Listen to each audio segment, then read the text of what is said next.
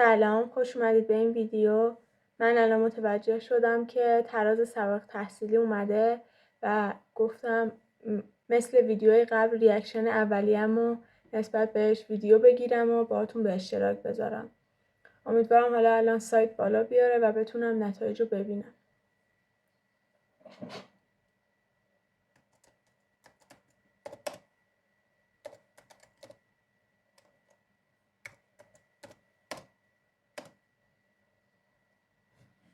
خب الان سایت تا جای خوبی بالا آورده. الان یه قسمت دیگر رو وارد بشم، نتایج رو میبینم. تراز تجربی 8565 طبق پیش بینیم بود، چون که نمره ها قبلا اومده بود و اعتراضم زده بودیم. تقریبا همین تراز رو من پیش بینی میکردم، با توجه به اینکه امسال چون آمادگی بچه هم خیلی بیشتر بود میانگین نمره ها بالاتر میرفت و نسبت به پارسال تراز کمتری میداد. ولی خب من امسال توی امتحان آمادگی بیشتری داشتم و ترازم از پارسال حدود 500 تا بیشتر شد، حدود فکر میکنم 650 تا بیشتر شد و الان تقریبا میشه گفت راضیم. ولی خب تراز کلم میشه چیزی حدود 950 که باهاش خب شهرهای پزشکی شهرهای خیلی تاپ قبول نمیشم، ولی خب شهرهای خوبی رو میتونم قبول بشم. من خودم بوم همدانم ولی خب قصد ندارم اینجا بمونم و ترجیح همینه که برم حالا مثلا شهر دیگه ای.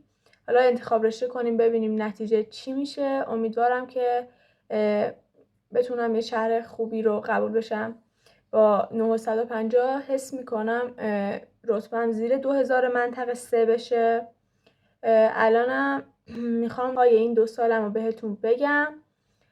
من امسال همه 10 تا درس رو ترمیم زدم، چون که طبق توصیه مشاورم گفتن که سوابق پارسال ممکنه تراز کمی بگیره، به خاطر این من همه 10 تا درس رو ترمیم کردم و الان بذارین از روی این PDF ترازا نمره‌های درس هم هست.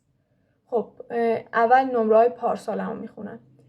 دینی 17، عربی 16 و نیم، فارسی 16 و 25، زبان 17 و 25، شیمی 18 و نیم، سلامت 17 و 75، علوم اجتماعی 17، زیست 19، ریاضی 17 و نیم، فیزیک 19 و 25.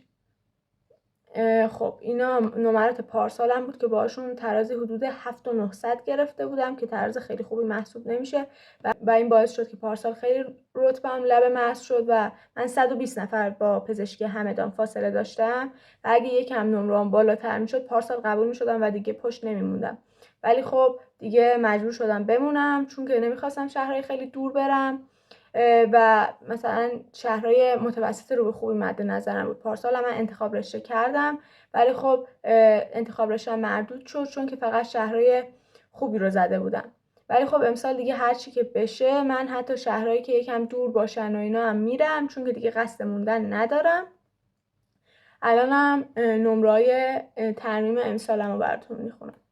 زیست 19 و نیم، سلامت 18، شیمی 19 و 75، عربی 16، فیزیک 17 و نیم، زبان 18 و نیم، هویت 16، دینی 17 و 25، ریاضی 19 و نیم، فارسی 17 و 25. همینطور که دیدین من اختصاصی ها رو معمولا خیلی نمره بالایی گرفتم. فیزیک هم که امسال کم گرفتم دلیلش این بود که پارسال 19 و 25 شده بودم و فرجه‌شو خیلی جدی نگرفتم و درس نخوندم براش، باعث شد که نمرم بیاد پایین. دلیل اصلی پایین اومدن ترازم اینه که عمومی‌ها رو خیلی قوی نبودم، حالا به جز زبان که امتحان خیلی سختی داشت و من 18 و نیم شدم که نمره خیلی خوبی محسوب میشه. بقیه درس‌ها من نمره بالای 17 و 25 نداشتم و این خب ترازو خیلی پایین میکشه، ولی خب چاره‌ای نبود.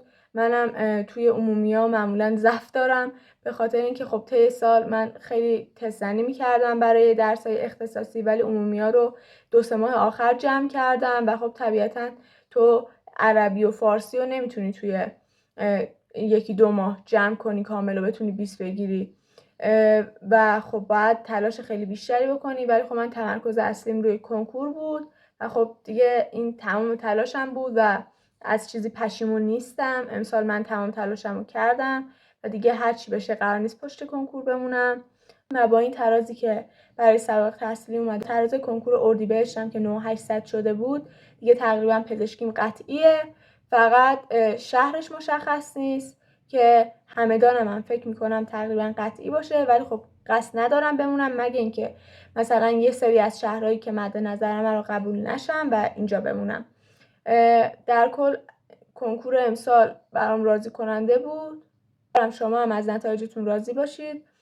اگه قصد پشت موندن دارید یا اینکه دانش آموز 12می هستین، من دارم یه پلیلیست درست میکنم توی چنلم راجع به روش مطالعه و کتاب تستایی که استفاده کردم توی سال کنکورم. میتونید از اون پلیلیستم استفاده کنید. ممنون میشم چنل رو سابسکرایب کنید، لایک و کامنت هم یادتون نره. فعلا.